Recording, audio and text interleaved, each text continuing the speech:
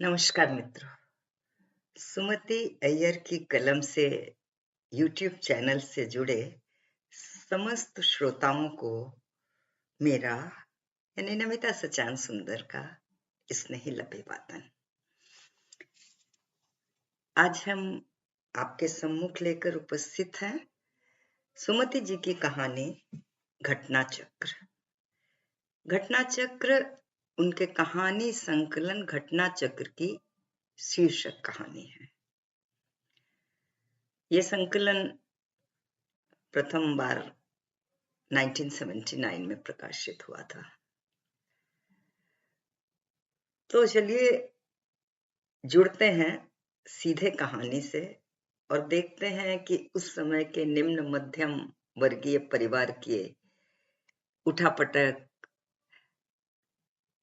चरित्र है। कहानी है तो चरित्र है, तो उनके बीच में उनके मन में गुत्थियां हैं वो, और वही उनके जीवन को किधर से किधर ले जाती हैं।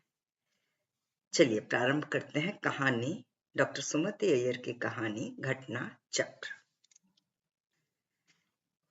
सुबह खिले काफी देर हो चुकी थी, पर वो लिहाफ को गले तक खींच कर पड़ी थी। रामी ने 2 बार दरवाजे को हल्के खोलकर भीतर झांका था और वो रामी को कनखियों से देखकर करवट बदल कर लेट गई थी। ऊपर पंखा घर घर करता हुआ चल रहा था। कई बार उस पंखे की ओर ताकते ताकते उसकी इच्छा होती है कि ये पंखा चलते चलते अचानक छत से छूट कर नीचे आ गिरे, ठीक उसके ऊपर। कैसी लगेगी फिर उसकी कुचली हुई लाश? अपनी क्रूर इच्छा पर खुद ही सिहर उठती है वो, पर फिर भी ऐसा सोचने से अपने आप को रोक नहीं पाती। इस कमरे के साथ जुड़े हुए एयर कंडीशन्ड कमरे में सोना उसे कभी अच्छा नहीं लगा। कई बार वे इसकी हरकत पर झुंझला उठते हैं, पर वो है कि सुधरना ही नहीं चाहती। पंखे की घरघराहट उसे पसंद है। वे कहते हैं कि इस पंखे को बदलकर दूसरा पंखा लगवा दूं, पर वो टाल जाती है। कहती है इसके नीचे सोते हुए कई बार लगता है जैसे अपने कमरे में हूं मैं। दूसरे कमरे में क्या आफत है? वे पूछते।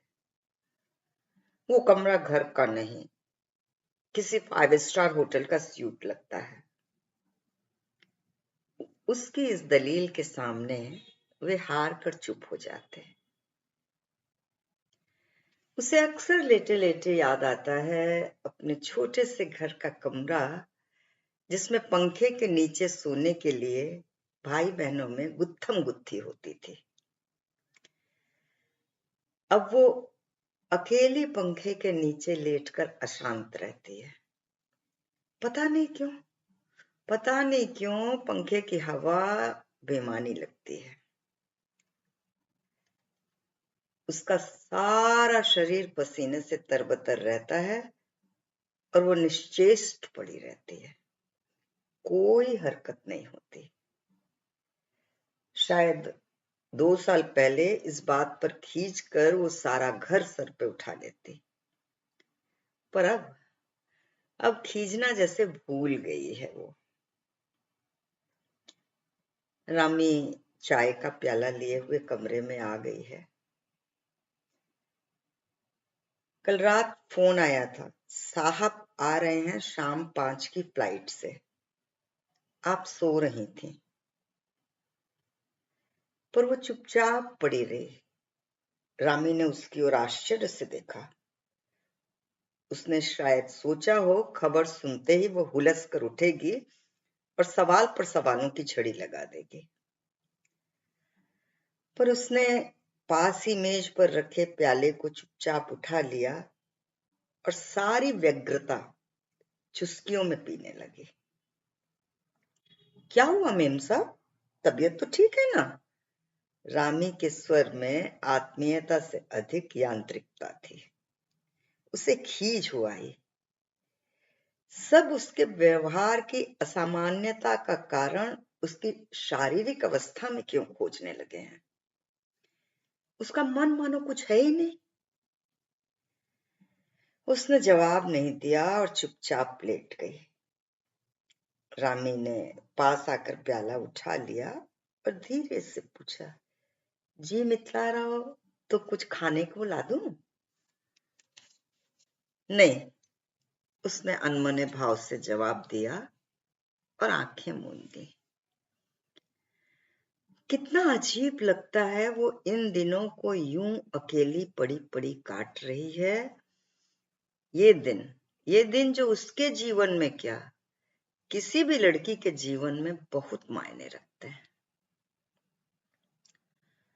अपने शरीर पर होने वाली मामूली से मामूली हरकत जैसे शरीर को झुरझुरी से सहलाती हुई गुजर जाती है। मानस पटल पर उभरते धुंधले बिंबों को आकार देने वाले वे क्षण उसे कितनी यादें मथने लगती हैं। माँ की यादें।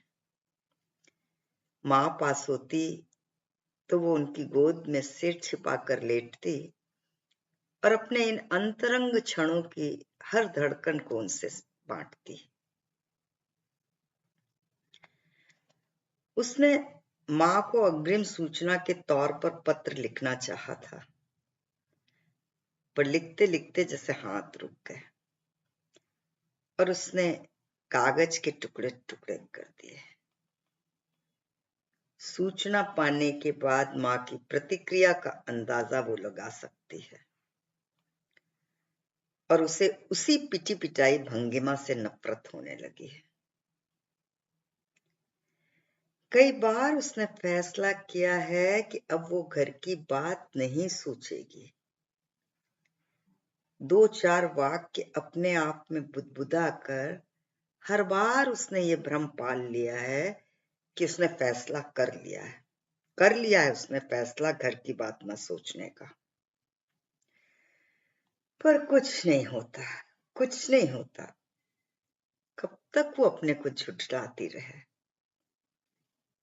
बस एक हद होती है और उसके बाद भी अपने भ्रम को सहलाना अपमानजनक लगने लगता है। माँ को मैं चौंकाना चाहती हूँ।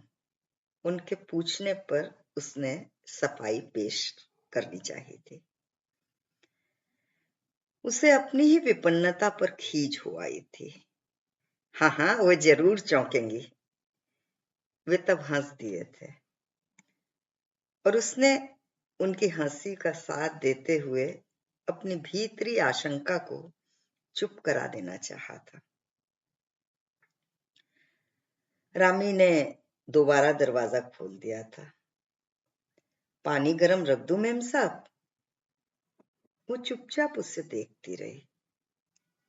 रामी जैसे सहम गई और अपने वाक्यों को वापस लेने की हड़बड़ी में बोली, देर हो गई थी ना, इसीलिए पूछ लिया।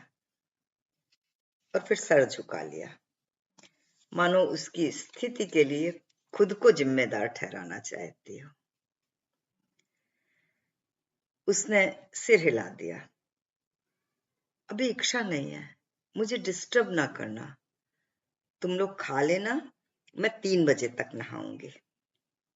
अच्छा मैम साहब। वो चली गई। उसका जी हुआ उसे रोक कर पूछ ले, रामी, जैसे औरों को तुम बहू जी कहती हो, मुझे क्यों नहीं कह सकती क्या? मुझे क्यों नहीं कहती हो? पर उसने पूछा नहीं और चुपचाप उड़के हुए दरवाजे पर आंखें गड़ा दी। पता नहीं कैसा तो अधूरापन खाता जा रहा है उसे। यह अधूरापन छाता जा रहा है उसके दिलो दिमाग पर। हर काम को वो झल्लाहट के साथ करने लगी है। उसे लगता है इस झल्लाहट ने उसके नाखून और दांतों को तीखा कर दिया है और वो सभी को बात बात पर जख्मी कर देने पर तुल गई है।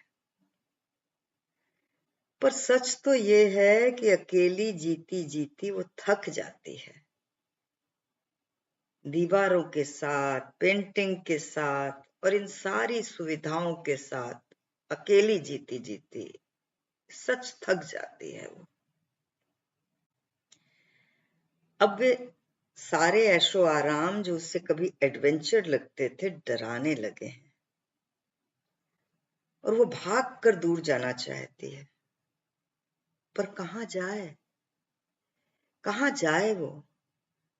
यहाँ तो बाजार जाने, पास पड़ोसियों से मेल जोल बढ़ाने की भी मनाही है।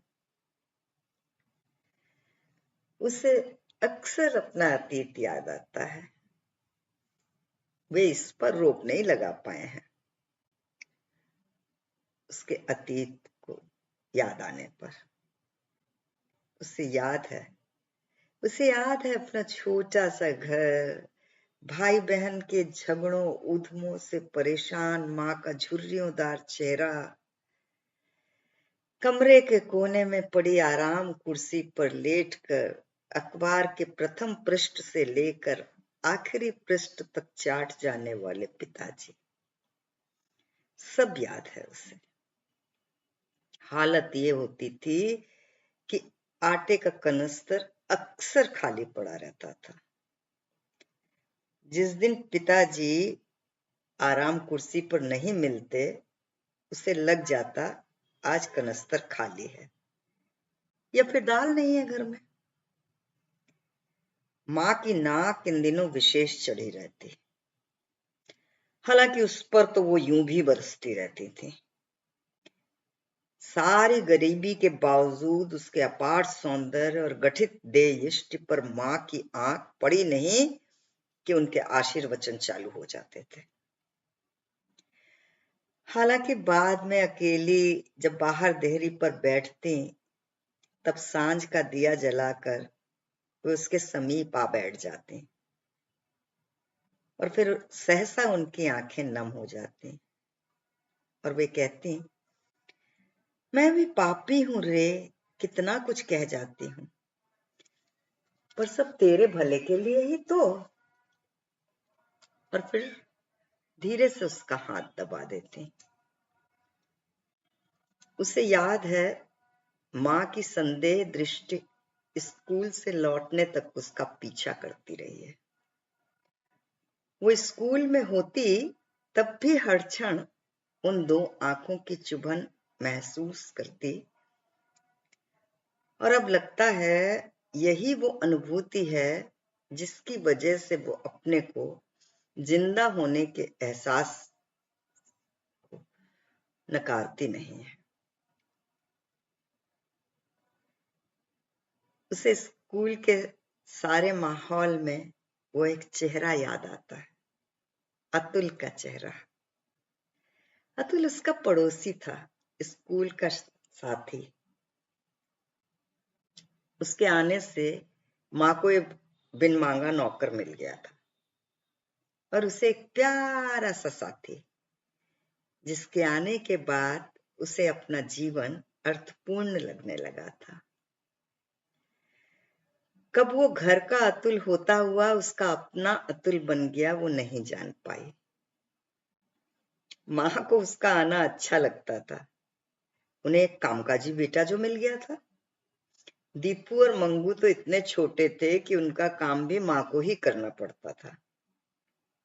और पापा को राजनीति की गर्म चर्चा करने वाला एक साथी मिल गया था। उन्हें तो अतुल की एक दिन की भी गैर मौजूदगी बर्दाश्त नहीं होती थी। मतलब ये कि अतुल के आने जाने से घर भर को सुविधा थी। बस ऐतराज था तो उन सपनों से जो उन दोनों ने रोशनी में बुने थे। ही इज अ बास्टर्ड, पापा चिल्लाए थे जिस दिन उसने अपना प्रस्ताव रखा था। न अपना कुल न गोत्र, कहीं रिश्ते ऐसे में टिकते हैं? फिर कमाना तक भी तो शुरू नहीं किया अभी, मंजनू पहले बन गए। पापा का गुस्सा काफी देर तक उफनता रहा था। माँ भी रसोई में उससे बिठाकर सुनाती रही। किसी ने भी उससे पूछने की आवश्यकता ही नहीं समझी शायद। वे लोग तो मनो मान बैठे थे कि बेटी उनकी इज्जत सरे बाजार उतार फेंक रही है। माँ ने आंखों को छोटा कर यहां तक पूछा था, कहीं कुछ गलत तो नहीं कर बैठी रही लड़की? उसने सिर हिलाया था, पर बरबस उसकी आंखों में आंसू आ गए थे। क्या सोचते हैं ये लोग, क्या सोचते हैं? पहचान होने या प्यार होने का मतलब सिर्फ लेटना ही तो नहीं होता साथ में। पापा ने उसे पास बिठाकर दुलराते हुए कहा था, बेटी तुम्हारे भले के लिए ही कह रहा हूं, इसे अन्यथा मत लेना। आज शायद तुम्हें सब अनुचित भले ही लगे, कल जब तुम सोचोगी सब सही सहज और आवश्यक लगेगा। मैंने तुम्हारा नाम प्यार से नहीं, सार्थकता के साथ अलकनंदा रखा था। आगे कुछ नहीं बोले थे वे। उनकी गोद में सिर रखकर वो रोती रही थी। अतुल चला गया था उससे विदा लिए बिना। उसकी बहन ने बताया था उसका सिलेक्शन कानपुर आईआईटी में हो गया है और वो वहीं चला गया है। उस दिन वो घर लौटकर बिना खाए पिए ही सो गई थी और किसी ने पूछा तक नहीं। फिर घर की अवस्था ही कुछ ऐसी थी कि एक वक्त का खाना बच जाना उनके लिए गैर मामूली बात नहीं थी, और लड़की का भूखा सो जाना उन्हें सहज जरूर लगा था। अतुल का उससे बिना मिले चले जाना उसके लिए असह्य उठा था। कुल गोत्र को आड़े रखकर अतुल और उसके संबंधों की धज्जियां उड़ा दी गई। अब यहां कौन से रिश्ते कायम रह गए हैं? वहां कम से कम प्यार तो रोशनी में बुना गया था, यहां तो रिश्ते ही अंधेरे में जी रहे हैं। कुल गोत्र का पता तो दूर, वो तो उनका पूरा नाम भी नहीं जानती। बस रिश्तों की पहचान के शिलालेख खुद ब खुद खुद गए उसी दिन से। बस सुहागी तो नहीं रहेगा ना? उसे आश्चर्य हुआ था, ये वही माँ बोल रही है जो हर सोमवार कैलाश मंदिर में अपने सुहाग की रक्षा के लिए माथा टेकने जाती है। ये वही माँ है जिन्होंने अतुल को लेकर कांड खड़ा कर दिया था। ये वही पापा हैं जिन्होंने उसके नाम की दुहाई देकर उसकी अर्थवत्ता को बनाए रखने का आग्रह किया था। पर हकीकत से बड़ा कुछ भी नहीं होता, कुछ भी नहीं। ये वही माँ थी और वही पापा। वे जब पारिवारिक मित्र त्रिपाठी जी के हाथ प्रस्ताव लेकर आए थे तो माँ और पापा किम कर्तव्य विमूढ़ हो गए थे। उसका पूरा विश्वास था पापा उसी तरह चिल्लाएंगे, यू आर ए बास्टर्ड, इतनी बड़ी बात कहने की हिम्मत कैसे हुई? पर उसके आश्चर्य का ठिकाना नहीं रहा जब वे दोनों मौन रहे थे। एक दिन की मोहलत तो त्रिपाठी जी ने नाजुक स्थिति का अंदाजा लगाकर दिलवा दी थी और वो ब्यूक गाड़ी उनके दरवाजे से धूल उड़ाती चली गई थी। कैसा प्रस्ताव था वो? न विवाह का न मंत्रोच्चार का झंझट।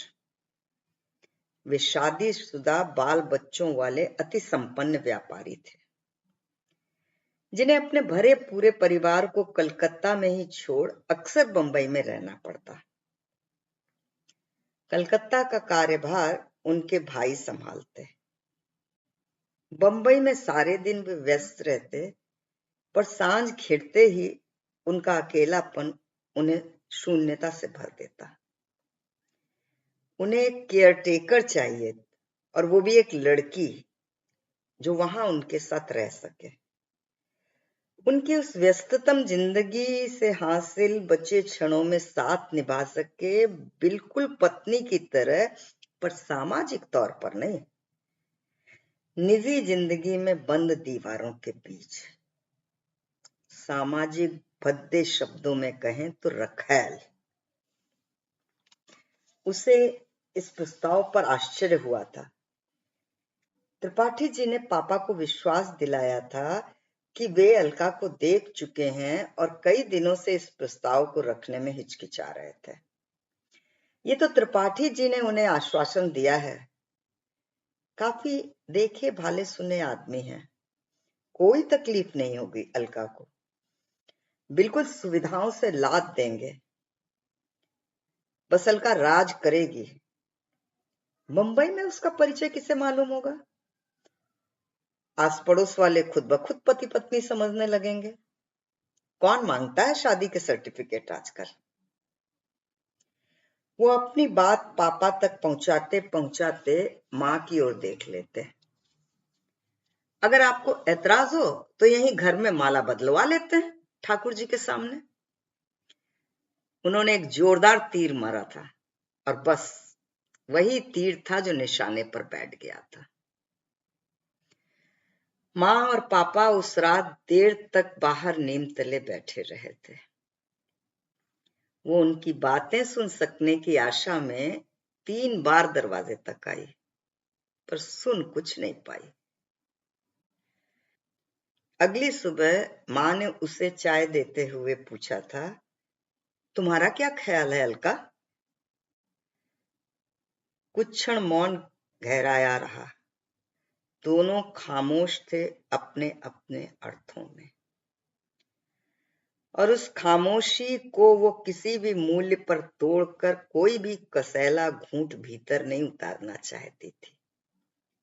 चुप रही वो। मां ने उसकी ओर देखा था, मानो वो दोबारा वो सवाल उठाती हुई डर रही हो। तुम लोगों ने क्या सोचा? उसने सवाल को धुएं के छल्ले की तरह उनकी ओर लौटा दिया था।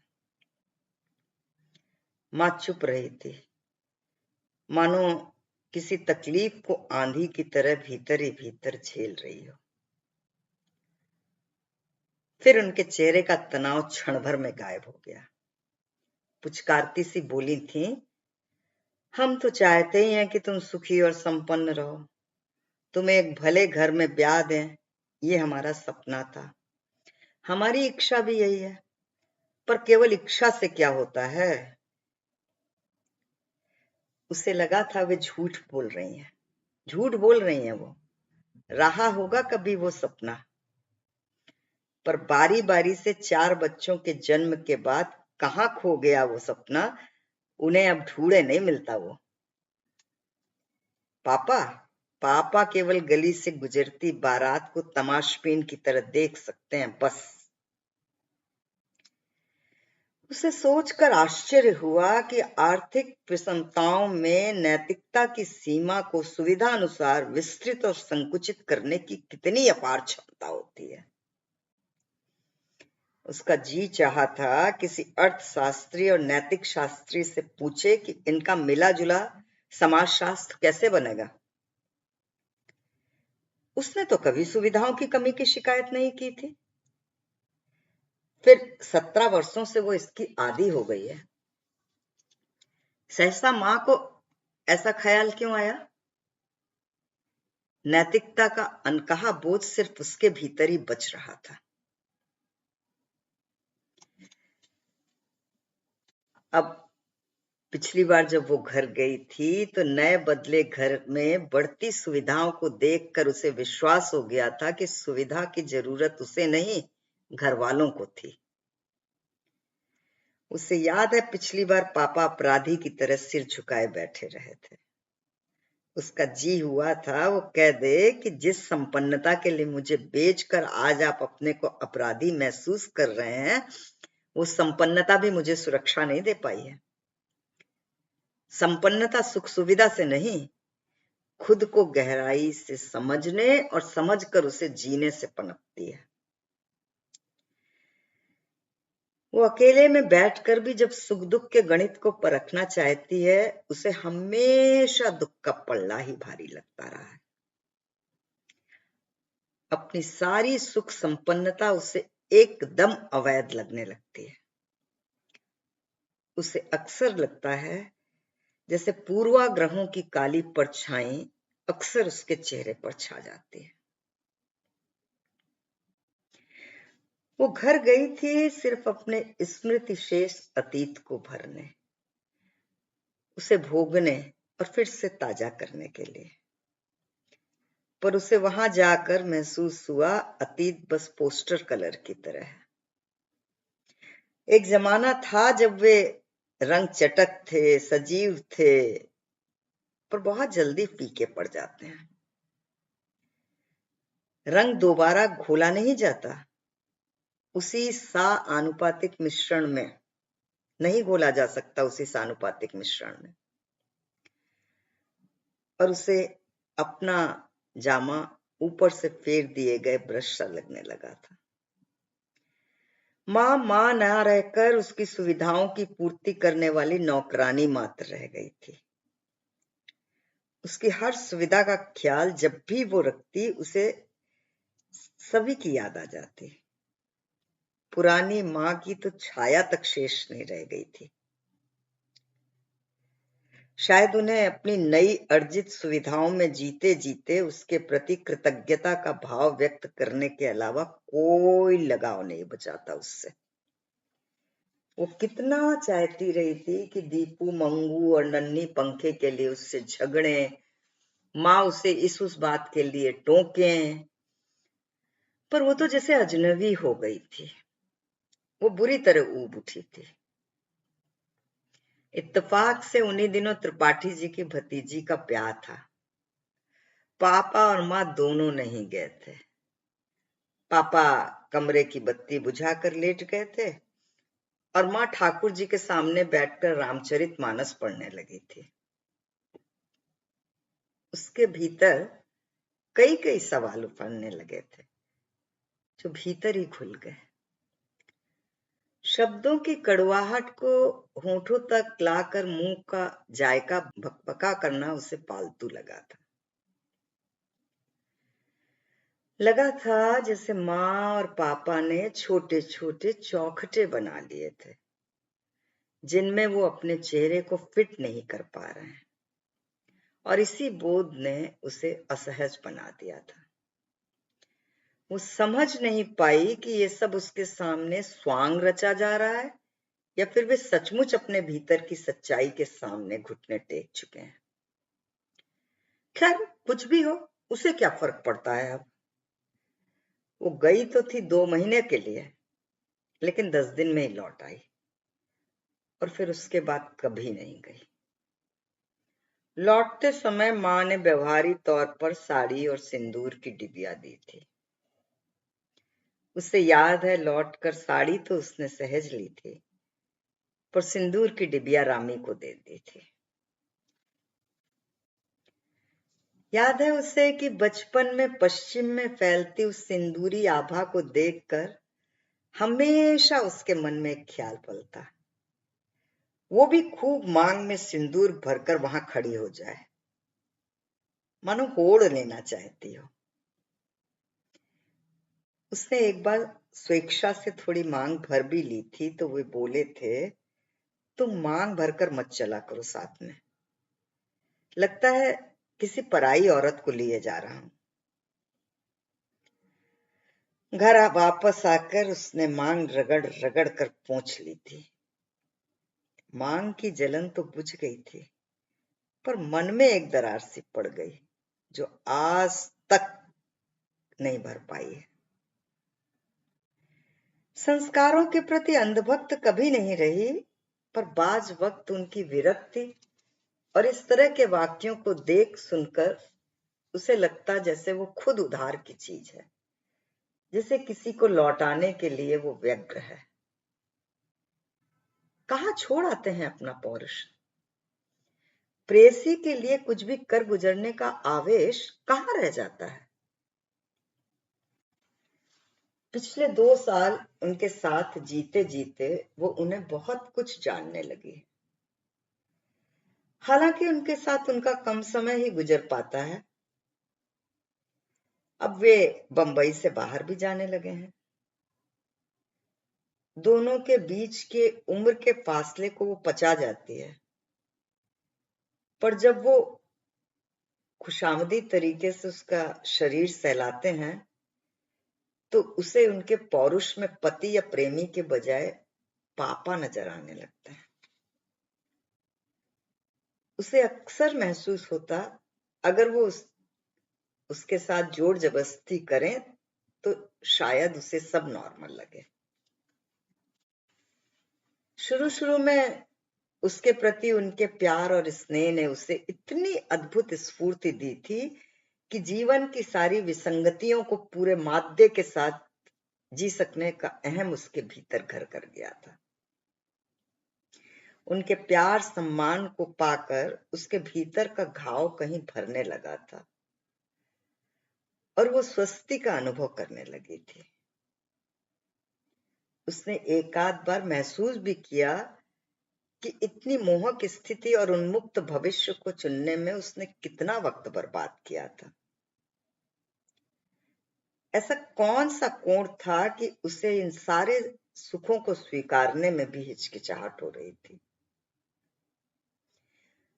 अगर वो घटना नहीं घटती तो शायद आज वो बेहद आश्वस्त और सुरक्षित महसूस करती।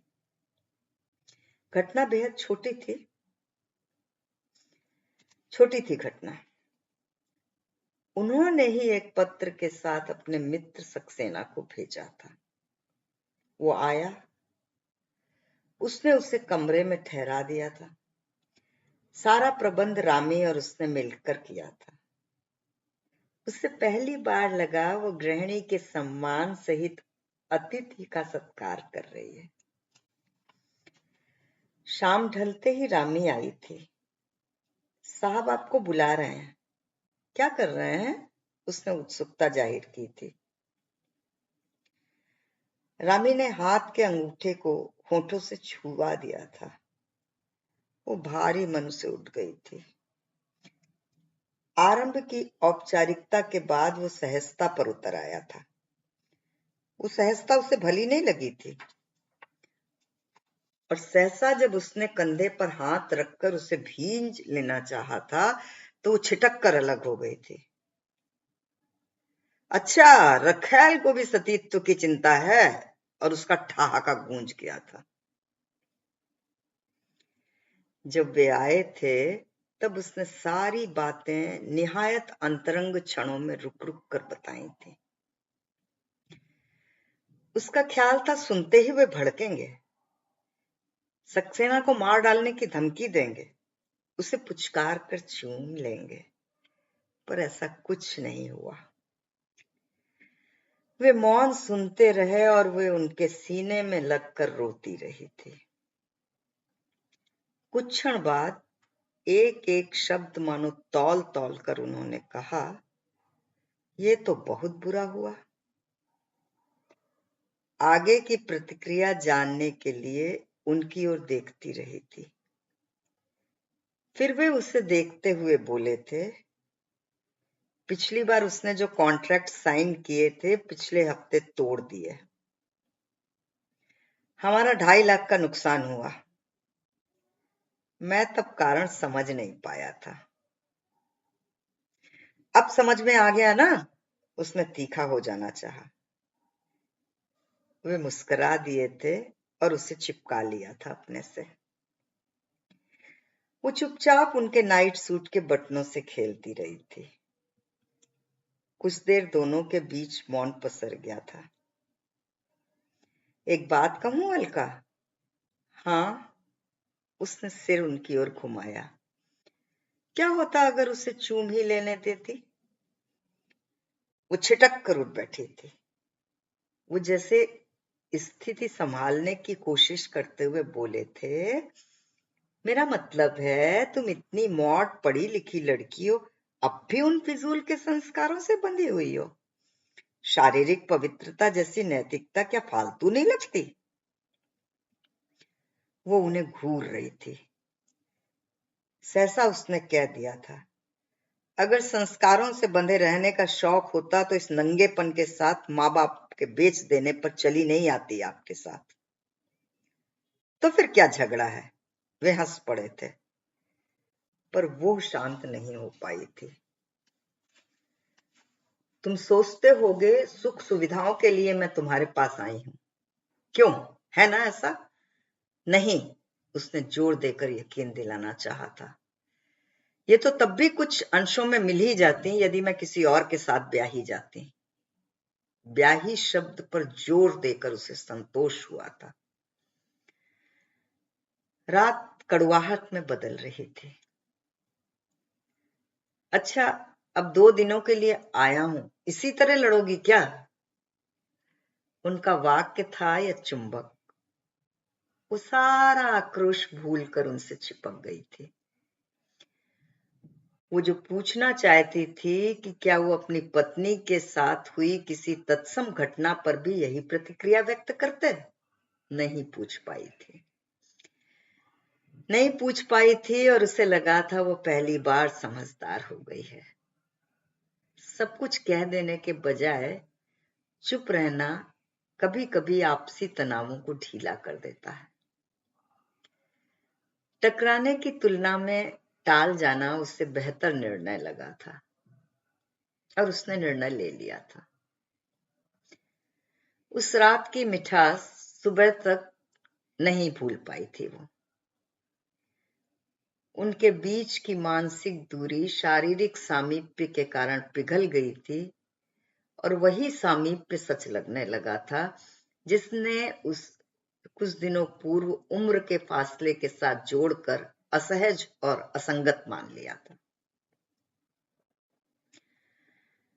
आज वो पहली बार उस घटना के बाद आ रहे हैं। उनको सुनाने के लिए उसके पास कुछ नहीं है सिवा अपने भीतर होने वाले शारीरिक परिवर्तन के। उन क्षणों को उनके साथ बांटना चाहती है, पर कहीं से उसे एक अनकहा अधूरापन घेर रहा। वे इस घटना को सहज लेंगे, वो जानती है, पर कहीं कुछ है जो उसे सहज नहीं होने देता। उसे अपने मैं के साथ जीने की पूरी आजादी, पर उसकी जिंदगी में वो खुद कहाँ रह पाई है। वो अक्सर सोचना चाहती है, अक्सर सोचना चाहती है कि अपनी ही जिंदगी में वो खुद कहाँ शामिल है। उसकी आंखें दुखने लगी थी और उसने धीरे से करवट बदली। दरवाजा हल्की आवाज के साथ खुला और रामी भीतर थी। मेम साहब, 4 बज गए हैं, पानी तैयार है। उसके वाक्य ने उसे उठा दिया। तैयार होते वो प्रसन्न होने का प्रयास करने लगी। सारी जिंदगी उनकी अनुपस्थित में एकरस होकर ऊब का कारण बन जाती है और उसी ऊब की परिणति होती है उदासीनता। उनका यूं आ जाना एक सुखद व्यतिक्रम जरूर था, पर दिनों तक जीते चले आ रहे उस खोल में से बाहर आने के लिए भी तो वक्त लगता है ना। वो तैयार हो गई थी। अंतिम टच देते देते उसके हाथ रुक गए थे। दरवाजे पर वे दोनों बाहें फैलाए मुस्कुराते खड़े थे।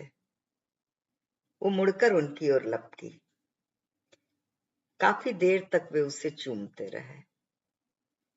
वो भी बेहोश ही आलिंगनबद्ध रही।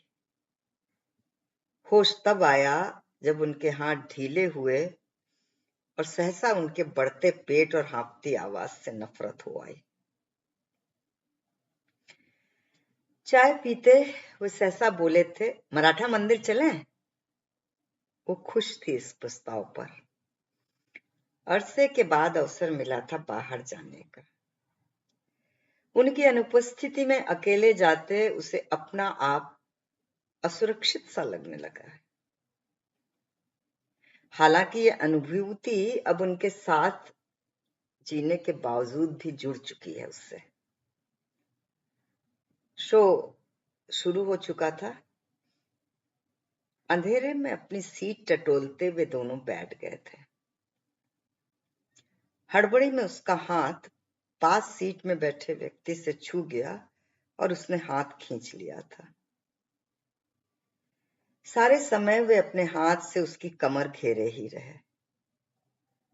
वो चुपचाप पर्दे की ओर आंखें गड़ाए रही। मध्यांतर में वे उठे। वो शॉल ओढ़े बैठी रही। सहसा किसी के स्पर्श से चौंक गई। अतुल! वो चौंक उठी। एक हर्ष मिश्रित आश्चर्य से उसकी आंखें फैल गईं। तुम! उसके स्वर के आश्चर्य पर हंसता हुआ वो बोला, हाँ अलका, इधर TIFR में पिछले महीने अपॉइंटमेंट हुआ है। फिलहाल लॉज में हूँ। तुम कैसी हो? बहुत दुबला गई हो।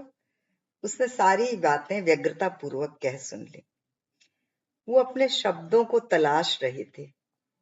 उसके स्वर में वही स्नेह, वही आत्मीयता बरकरार है जिसने उसे पागल कर रखा था। उन दिनों कितनी बार उसका जी चाहा था कि इस आत्मीयता के सैलाब से अभिभूत होकर वही पुराना घिसा पिटा वाक्य दोहरा दे जो सदियों से चला आ रहा है पर कभी बूढ़ा नहीं हुआ।